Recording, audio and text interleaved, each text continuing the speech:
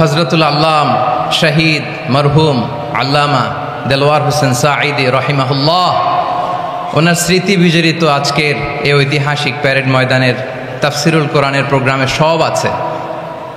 Stage আছে, শ্রোতা আছে, প্যান্ডেল আছে, মিডিয়া কাভারেজ আছে, কিন্তু আমাদের কলিজার টুকটাটা আমাদের মাঝে নাই।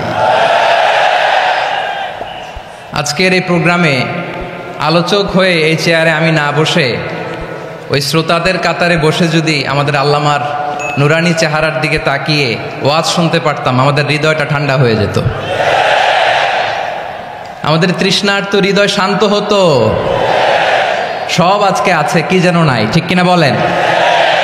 আল্লাহ তাআলা প্রতি 100 বছরে একজন মুজাদ্দিদ পাঠায়, প্রতি 100 বছরে একজন মুজাদ্দিদ, যিনি সমাজকে সংস্কার করেন।